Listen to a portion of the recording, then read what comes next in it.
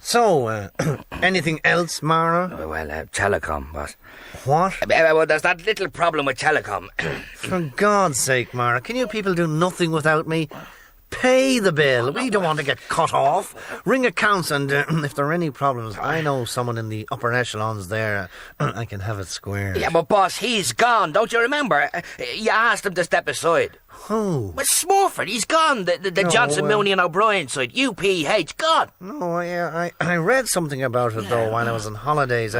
Who is this fella? Moffat, is it? Smurford, boss. You know, the K Club, Straffin. You opened it this summer. For God's sake, Mara, I'm an extremely busy man. I meet lots of people. I can't be expected to remember all their names. I thought he used to lend you his jet. What are you going on about, Mara? Sometimes I think you're suffering from senility, from senile dementia. Smurford! Jeez, boss, you know who I'm talking about. You know, cardboard boxes. Oh, yes, that's a scandal. Nobody should have to live in them. We must build more houses, do something about getting the construction industry back on its feet.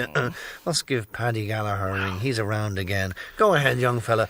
No, the plight of the homeless must be sorted out. Yeah, well, Smurford is anything but homeless, boss. He has one in Ireland, one in Monaco, one in New York, Los Angeles. How vulgar. I hate this whole Dallas culture. I prefer to live in dignified frugality. One home is enough for me. Enough for half a kulak. Mara, how dare you! I look after my tenants and neighbours. Thanks to me, the simple cottagers and crofters will have a sewage system to sluice away all the... Yeah, well, God, boss, we could use a system like that in here right now. Don't be such a Mary, Mara. You're only a big girl's blouse. Yeah, but boss, your friend, Dr. Smurfit. Huh? Scrap Saturday wishes to apologise to Dr. Michael Smurfit. Some time ago, in common with other sections of the media, we attributed to Dr. Smurfit a memory of stupendous proportions, a legendary attention to detail, and an unerring ability to spot a good deal. We now acknowledge our error. We accept that Dr. Smurfit's memory isn't all it's cracked up to be, that he really doesn't pay enough attention to the details of his personal investments. Indeed, he dispenses public money with the acumen of a 4-year-old in a sweet shop. We abjectly apologise for any embarrassment we may have caused Dr. Smurfit in our erroneous high estimation of his business skills. We have agreed to pay out the usual £2 million in damages. Going great guns on the road between Dingle and Dunquin. It was sleek and sensual. I was completely in control, though I'd never felt such power beneath me before. The movement rhythmic and explosive. I was relaxed, king in my own kingdom county. When next thing this Toyota drove by and nearly ran over the two of us. I'll stick to the fields in future. It's got to be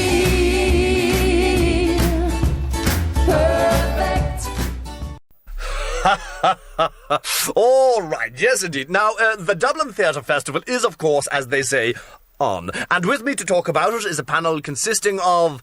Maeve Binchy. Maeve, there's been trouble over a rival festival this year, hasn't there? A sort of, as one might say, entre nous, provisional theatre festival. Oh, well, Mike, if you only knew the goings-on. I overheard Michael Colgan on the bus the other day going on about Samuel Beckett. Just for our audience, Maeve, remember we're on radio so they can't see you. This Samuel Beckett was on the bus with Michael Colgan, right? Oh, Samuel Beckett is dead, Mike.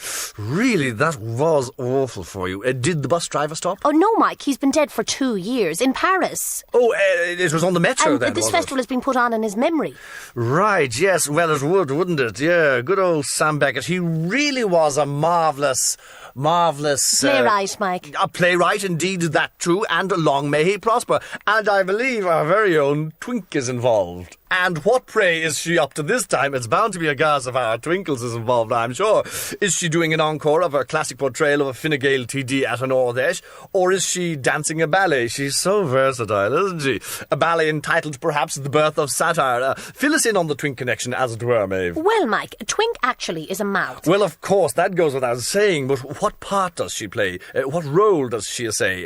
To what subject does she apply her enormous, as one might say, weight? Well, as I said, Mike, she plays the part of a mouth, and if I may say so, plays it as if she was born to play it, as if it was written for her, as if she'd been preparing all her life for this role. And indeed, here is a clip from Twink in John Bruton's Not I.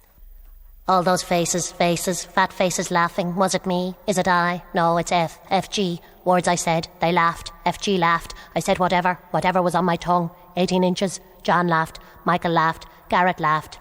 Nuala too. She laughed. I remember now. A fennel laugh. Una agus aguna. What a line. What did I do? I just went on and on and on. And Owen screamed, "You must go on." I can't, I said. Not without my prompts. My prompts. Prompts in a dustpan. But they all laughed all the same. FG laughed till they died.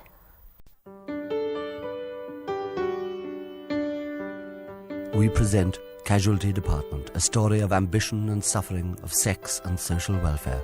A series for and about women. St. Charles Hospital is crumbling and accident-prone.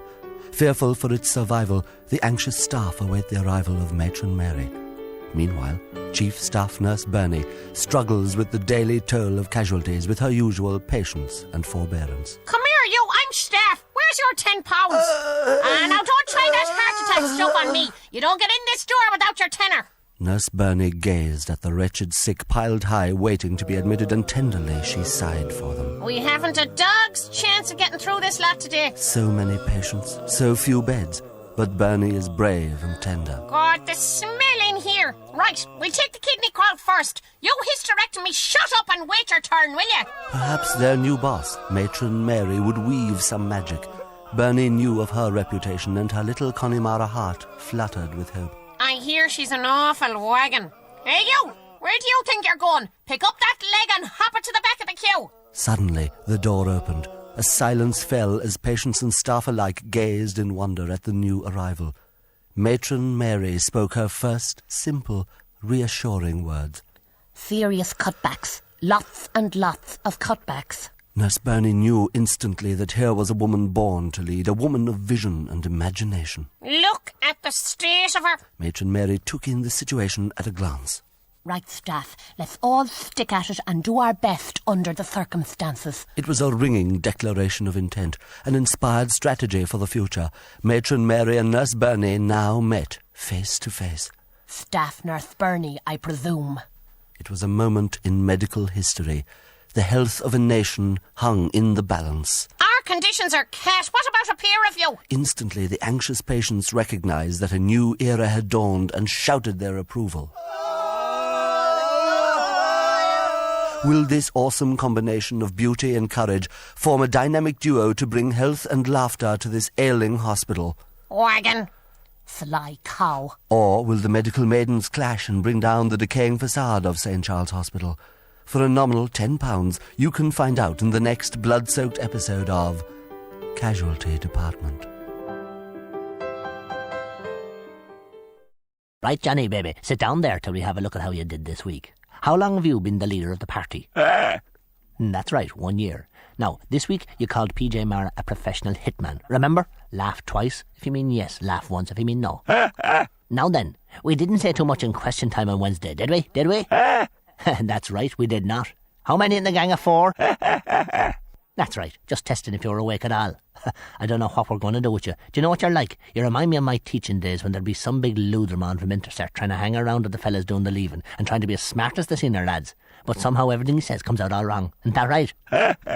You're an awful big gormless lump. I don't know what you're like at all. We got rid of Al because he had no common touch. He was too clever. And we got you, but you're too thick.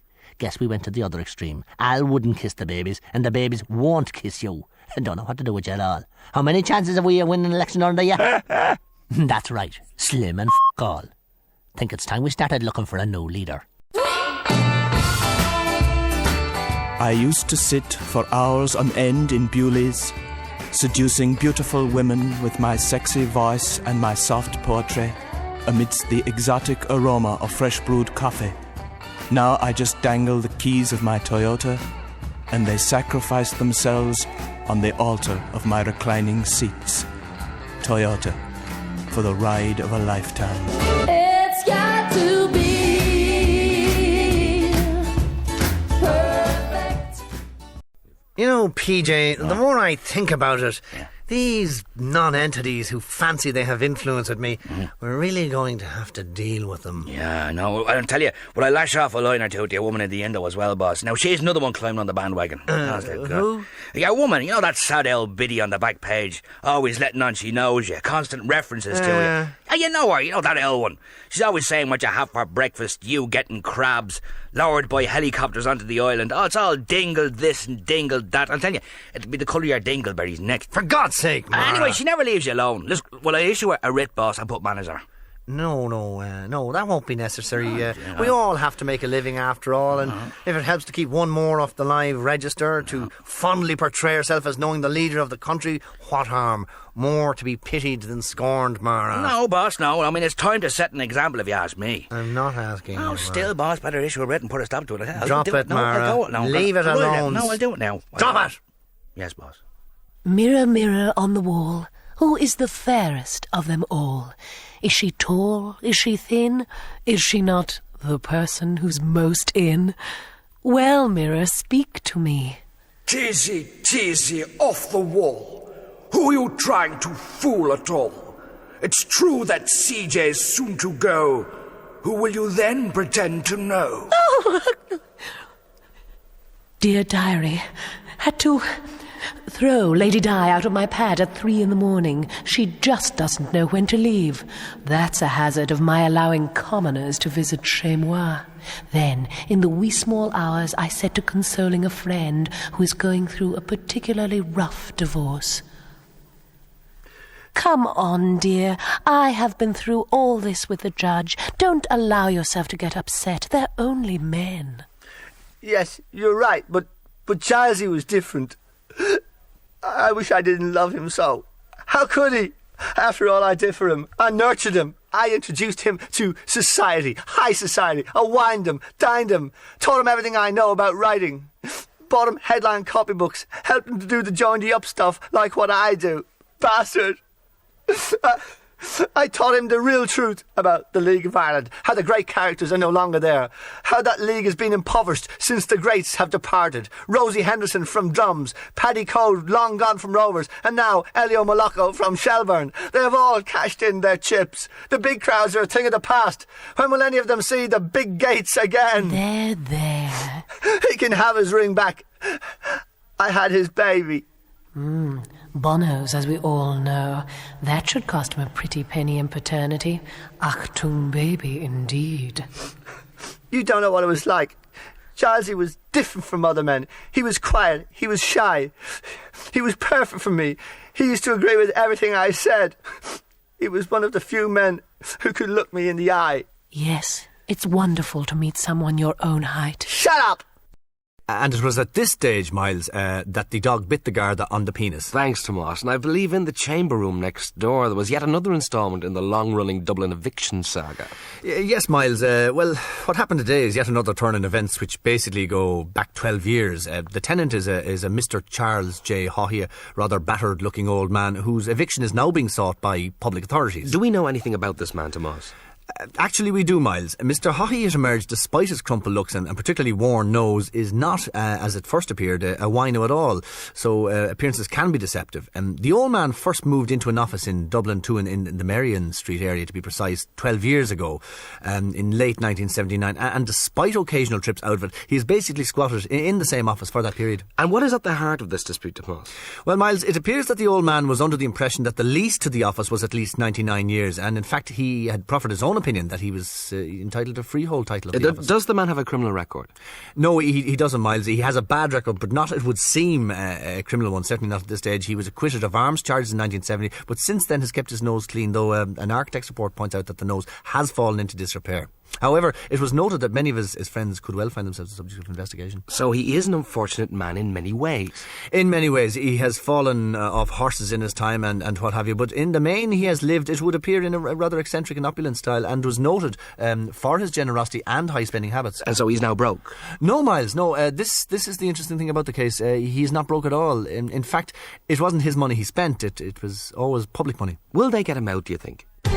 I'll know when it's time to go. Oops, is that the time? Order, gentlemen, please, order! I am the chairman here. We know who these traitors are. Dermot Morgan, Pauline McGlynn, Owen Rowe, and this whole scrap the leadership motion has been put down by Dermot Morgan and Jared Stembridge, with Gene Kerrigan throwing in his disgraceful tuppence halfpenny worth. This whole thing has been engineered by Lucky Butler. and we know where the direction is coming from. This has been directed by Gerard Stembridge. Recorded at Real Good Studios Dublin, Scrap Saturday is from Q Productions for RTE. Merciful are my feet, killing me.